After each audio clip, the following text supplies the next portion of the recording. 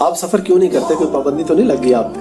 شاید کچھ لوگ یہ بھی سوچتے ہو کہ علی بھائی پہ سعودی عرب جانے پہ پابندی ہے. نہیں، اب تو ماشاءاللہ حالات میرے لیے سب سے زیادہ سازگار. بالکل وہ میں بتاؤں اس لیے کہ محمد بن سلمان جو ہے نا، یہ ہم جیسے بندوں کو سوٹ کرتا ہے. اس کی پالیسی سے آپ کو اختلاف ہو سکتا ہے، لیکن یہ یاد رکھیے گا، یہ جو مذہبی پرورٹڈ طبقہ ہے نا، اس سے زیادہ جو سیکولر لوگ ہیں نا، یہ دنیا کے لیے بینیفیشری ہیں. کیونکہ آج اگر ٹی ایل پی کی حکومت آ گئی نا تو وابی نہیں زندہ بچتے. ہاں، یہ ذہن میں رکھیے گا.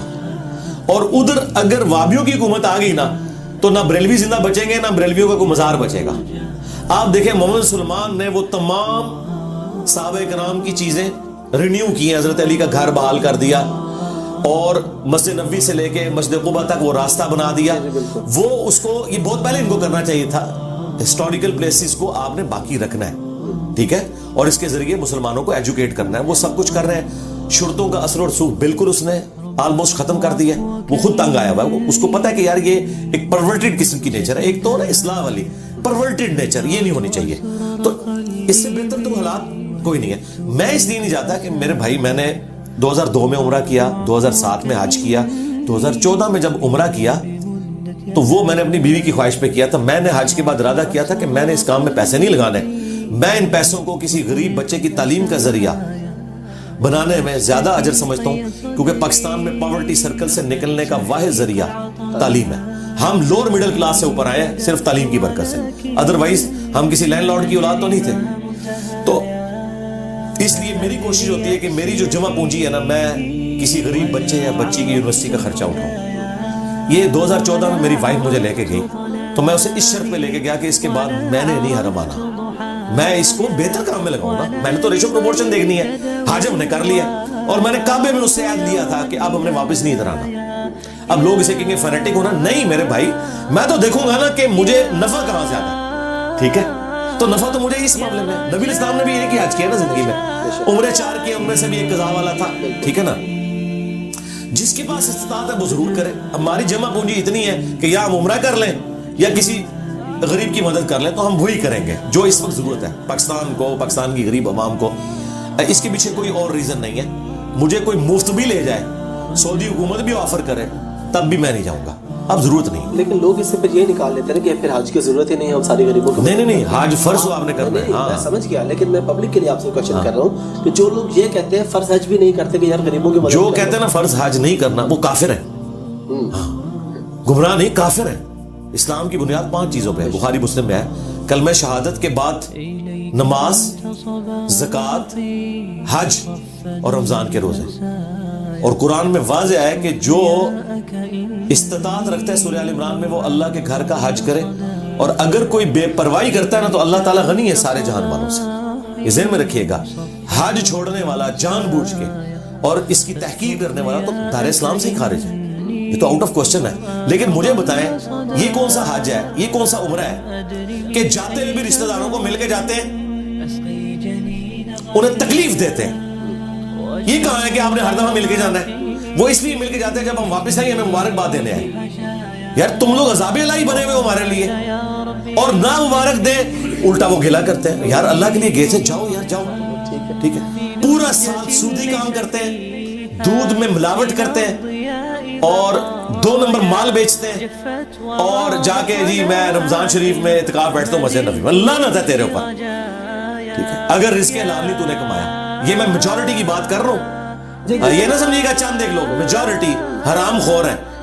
اور یہ میں آپ کو بتاؤں، یہ جتنے اوپر لیول پہ ہیں سب نے چھکے مارے ہوئے ہیں. ہاں، کہیں نہ کہیں چھکا ضرور مارا ہے تو تب اوپر پہنچے ہیں، الا ماشاء اللہ. ہاں، یہ ذہن میں رکھیے گا. اور اس کے بعد وہ مومن ہو جاتے ہیں. تو اس لیے نا فرض والا ضرور کام کریں. یہ عمرے اور حج ضرورت سے زیادہ دوسرے غریب لوگوں کے دلوں پہ چھریاں چلاتے ہیں جب ان کو ملتے ہیں جا کے، اور پھر ایکسپیکٹ کرتے ہیں کہ وہ لوگ مٹھائیاں ان کے لیے لے کے آئیں. آپ ان کو نوٹ کریں، کوئی گمراہی میں نہیں جاتا. تو اس کا مطلب ہے یہ جا رہے کس لیے ہیں؟ تاکہ باقیوں کو بتائیں کہ ہم کام ڈال کے آئے ہیں، ٹھیک ہے. اور وہ انہوں نے اجر دنیا میں لے لیا، آخرت میں 0 اجر ہے. اور مسلم کی حدیث ہے قیامت والے دن ایک سخی کو، ایک شہید کو اور ایک عالم کو بلایا جائے گا. اللہ تعالیٰ اسے نعمتیں گنوائے گا. شہید کہے گا یا اللہ جان دے دی، اور کیا کرتا؟ فرمایا اس لیے دی کہ تاکہ لوگ تجھے بہادر کہے اور تیری بڑی تعریف ہوئی ہے. लोगों ने कह दिया औंधा मुंह करके तुझे जहन्नम में फेंकूंगा, और फेंक देगा अल्लाह ताला। और सखी कहेगा या अल्लाह कोई जगह नहीं थी जहां तूने हुक्म दिया और मैंने खर्च ना किया हो। अल्लाह ताला फरमाएगा इसलिए कि लोग तुझे सखी कहें, और तुझे दुनिया में सखी कहा गया, तुझे अजर मिल चुका। और आलिम, जो ये कहते हैं आलिम आलिम और डिग्रियां, तो वो अल्लाह ताला फरमाए इसलिए कि ताकि आज के दौर में इश्तिहार में तेरे नाम के साथ दुमे लगे। इनका नाम छोटा लिखते हैं ना किसी, वो समझते हैं कि मेरा मर्तबा इन्होंने काम कर दिया उससे, जब तक साथ वो 5-6 हाँ वो अलकाबाद ना लिखे, और वो अलकाबाद भी शर्मा रहे होते हैं कि किस बंदे के साथ हम अटैच हुए हैं, वो ऐसे अलकाबाद होते हैं। उस्ताजुल उलमा तो सारों के साथ लगाया हुआ है इन्होंने।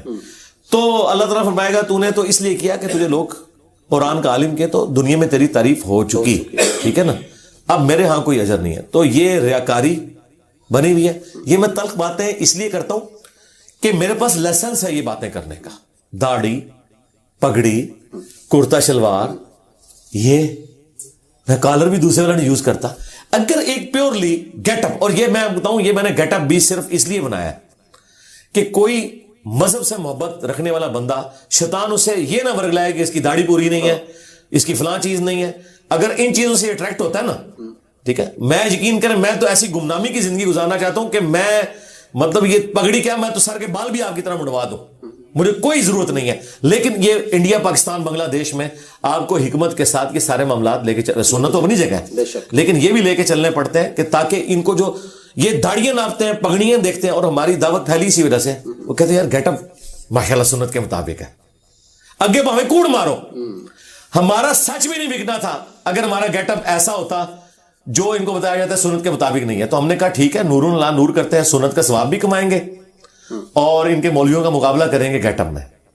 आओ कोई बंदा मेरी शक्ल से पहचान के बताया कि मैं किस फिरके से हूं, मेरी बातों से नहीं पहचान सकते। शक्ल देख के कभी कहते हैं ये देवबंदियों वाली शक्ल है, बरेलवी वाली है, जब तौहीद सुनते हो कहते हैं तौबा तौबा तौबा, तो वाबिया भी पीछे छोड़े हुआ है। और जब अहले बैत में बात सुनते हो कहते हैं शिया तो शाही कोई नहीं है, इंजीनियर तो पता नहीं कितने टोर गया। ये है बात सच्चाई की, ठीक है ना। तो गेटअप अडॉप्ट किया, लेकिन बात की इल्म की, तो हम कोशिश करते हैं कि पॉजिटिवली लोगों तक बात पहुंचाएं। तो अली भाई, मैं लास्ट टाइम जब आपसे पॉडकास्ट की ना, तो कुछ लोगों ने नीचे कमेंट में अपने दोस्तों को मेंशन किया कि ये सुनो।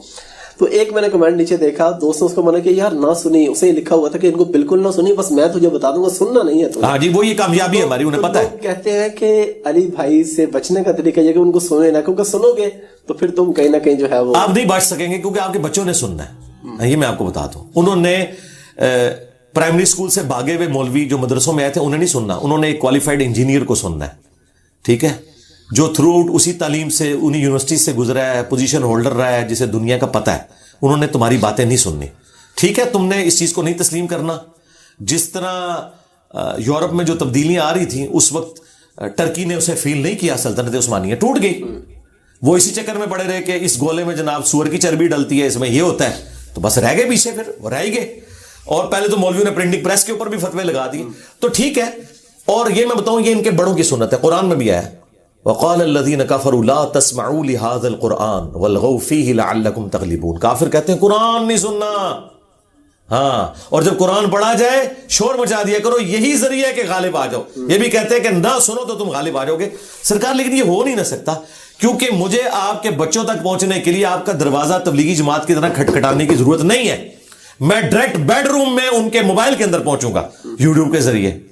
आज इसके आगे कोई बंद बना के बताए, मुझे नहीं बना सकते। मैं कहता हूं कि जी इंसानी तारीख में इलेक्ट्रिसिटी के बाद जो इंसान का बनाया हुआ सबसे बड़ा एक एफर्ट है, जिसे मैं मोर्जे के लेवल पे देखता हूं, वो इंटरनेट है। इंटरनेट, मोबाइल, इसने दुनिया इधर की उधर कर दी है। तो आप भी मना करते हैं किसी को कि फलां को नहीं सुनना? नहीं, मैं तो कहता हूं फलां को सुनो, अच्छा, और एंजॉय करो।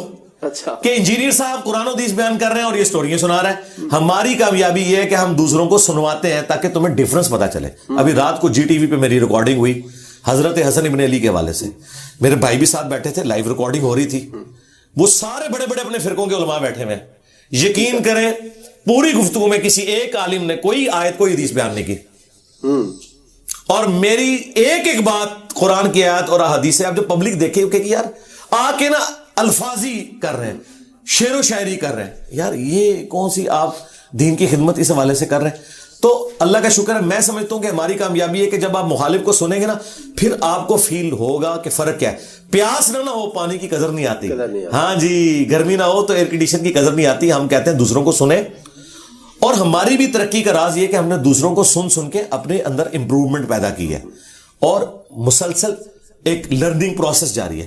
یہ جب آپ کنویں کے مینڈک بن کے رہتے ہیں نا تو آپ کو نہیں پتا. لوگ کہتے ہیں انجینئر صاحب کو بریلوی, دیوبندی, اہل حدیث, شیعہ کی ساروں کی کتابوں اور ان کے علماء کے نظریات, ان کی پبلک کیسے سوچتی ہے, یہ ساری باتیں کیسے پتہ چلتی ہیں. بھائی اس لیے کہ میں یہ نہیں کہتا کہ میں نے شیعہ کو نہیں سننا, میں نے وہابیوں کو نہیں سننا, میں سب کو سنتا ہوں, ان کی کتابیں پڑھتا ہوں, پھر انالیسس کرتا ہوں, تو تب میرا نالج انہانس ہوا ہے نا. اس لیے مولوی میرا مقابلہ نہیں کر سکیں گے, کیونکہ یہ کبھی بھی اس کنویں سے باہر نہیں نکل سکتے. ان کی تربیت یہ ہوئی ہے کہ اپنے بزرگوں کو سننا ہے. تو ان کو ایک لمحے کے لیے ذرا پوچھیں, ابھی تمہاری 2 نمبری چیک ہوگی کہ تمہارے جو مخالف ہیں اگر وہ بھی یہی کہنے شروع کر دیں کہ ان کو نہیں سننا, کہتے ہیں نہیں یہ نہیں ہونا چاہیے. اچھا, ہاں, یہ کہیں گے.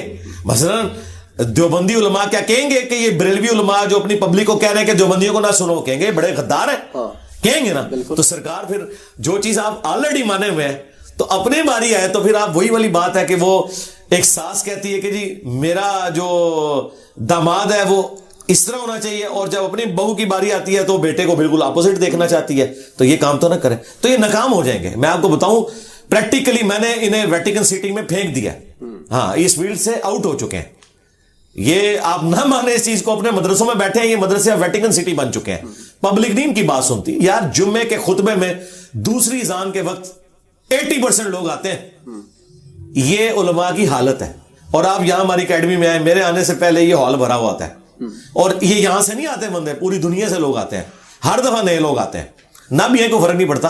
اور یوٹیوب پہ تو آپ دیکھ رہے ہیں ماشاءاللہ. اور ہمارے یہاں بھی ایک دوست بیٹھے ہیں, ڈاکٹر ڈینٹسٹ ہیں, وہ بھی کہتے ہیں جمعے کو میں علی بھائی کا ایک لیکچر گھر پہ سن لیتا ہوں, پھر نماز پڑھنے چلے جاتا ہوں, میں مسجد میں جا کے نہیں سنتا خطبہ. ظاہر ہے جی, یہ اب سٹوریاں سنا رہے ہیں. میں تو کہتا ہوں اس سے اگلا ورژن ہونا چاہیے, مسجد میں جائیں اور علماء کو بتائیں کہ یار تیاری کر کے یار آؤ, جس چیز کا کھا رہے ہو, تم سے تو فزکس کا پروفیسر بہتر ہے, وہ ایک دن پہلے تیاری کر کے تو جا کے FSC کے اسٹوڈنٹس کو پڑھاتا ہے. یار تم لوگوں نے ہفتے میں 1 دن اور ٹوٹل 52 ہفتے آتے ہیں, بس 52 تقریریں کو اچھی سی یاد کر لو, سال بعد تقریر واپس آئے گی, قرآن کا ترجمہ شروع کر دو یار. لیکن نہیں, وہی کہانیاں لے کے چل رہی ہیں.